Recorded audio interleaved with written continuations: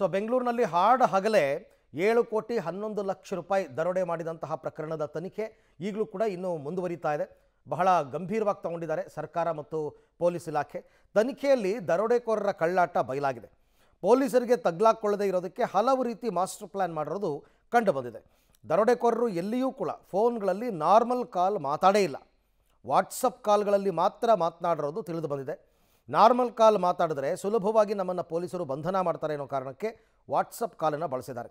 ದರೋಡೆಕೋರರು WhatsApp ಕಾಲ್ನಲ್ಲಿ conversation ನಡೆಸಿರುವ ಕಾರಣ ಪೊಲೀಸರಿಗೆ ಆರಂಭದಲ್ಲಿ ಬೆಂಗಳೂರಿನಿಂದ ಹೊರಗಡೆ ಹೋಗಿದ್ದಾರಾ ಅಥವಾ ಬೆಂಗಳೂರಿನಲ್ಲೇ ಇದ್ದಾರಾ ಅಂತಕ್ಕಂಥ ಗೊಂದಲ ಆಗಿದೆ.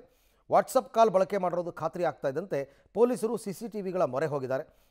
CCTV ದೃಶ್ಯಗಳನ್ನು ಪರಿಶೀಲನೆ ಮಾಡಿ ನೋಡಿದಾಗ ದರೋಡೆಕೋರರ ಗ್ಯಾಂಗ್ ಬೆಂಗಳೂರು ದಾಟಿ ಹೋಗಿದ್ದಾರೆ ಅನ್ನೋದು ಪಕ್ಕಾ ಆಗ್ತಾ ಇದೆ.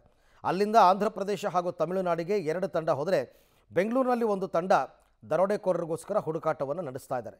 ಆಂಧ್ರ ಪ್ರದೇಶದ ಚಿತ್ತೂರು ಬಳಿ ಕೃತ್ಯಕ್ಕೆ ಬಳಸಿದ್ದ ಇನ್ನೋವಾ ಕಾರ್ ಈಗ ಪತ್ತೆಯಾಗಿದೆ. ಚಿತ್ತೂರಿನ 20 ಕಿಲೋಮೀಟರ್ ಸುತ್ತಮುತ್ತ CCTVಯನ್ನು ಜಾಲಾಡುವ ಕೆಲಸವನ್ನು ಈಗ ಸದ್ಯಕ್ಕೆ ಪೊಲೀಸರು ಮಾಡ್ತಾ ಇದ್ದಾರೆ.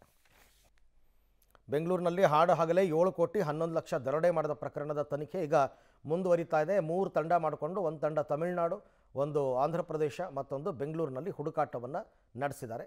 ಇವರು ನಾರ್ಮಲ್ ಕಾಲ್ ಮಾಡಿಲ್ಲ, ವಾಟ್ಸಪ್ ಕಾಲ್ ಮಾಡಿರೋದ್ರಿಂದ ಪೊಲೀಸರಿಗೆ ಗೊಂದಲ ಆಗಿದೆ. ಇನ್ನು ಹಾಡು ಹಗಲೇ 7 ಕೋಟಿ ರಾಬರಿ ಮಾಡಿದ ದರೋಡೆಕೋರರು ಸಿನಿಮೀಯ ಶೈಲಿಯಲ್ಲಿ ಎಸ್ಕೇಪ್ ಆಗಿದ್ದಾರೆ. ದರೋಡೆಕೋರರು ಚಿತ್ತೂರು ಮೂಲದವರು ಅನ್ನೋದು ಪ್ರಾಥಮಿಕ ತನಿಖೆಯಲ್ಲಿ ತಿಳಿದು ಬಂದಿದೆ.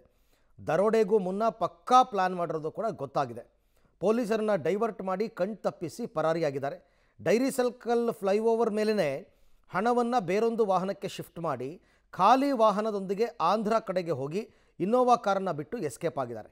ಖಾಲಿ ಇನ್ನೋವಾ ವಾಹನವನ್ನು ಆಂಧ್ರ ಪ್ರದೇಶದ ಚಿತ್ತೂರು ಬಳಿಯ ಗುಡಿಪಾಲ ಅನ್ನೋ ಜಾಗದಲ್ಲಿ ಬಿಟ್ಟು ಅವರು ಪರಾರಿಯಾಗಿದ್ದಾರೆ. ಬೆಂಗಳೂರಿನ ಡೈರಿ ಸರ್ಕಲ್ ಫ್ಲೈಓವರ್ ಮೇಲೆ ಯಾವುದೇ CCTV ಇಲ್ಲ.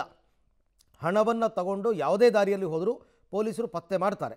ಹಾಗಾಗಿ ಫ್ಲೈಓವರ್ ಮೇಲೆಗೆ ಮತ್ತೊಂದು ವಾಹನಕ್ಕೆ ಹಣವನ್ನು ಶಿಫ್ಟ್ ಮಾಡಿಕೊಂಡಿರ್ತಕ್ಕಂಥ ಸಾಧ್ಯತೆ ಕೂಡ ಇದೆ. ಈ ಆ್ಯಂಗಲ್ನಲ್ಲೂ ಕೂಡ ಪೊಲೀಸರು ಈಗ ತನಿಖೆಯನ್ನು ಮಾಡ್ತಾ ಇದ್ದಾರೆ.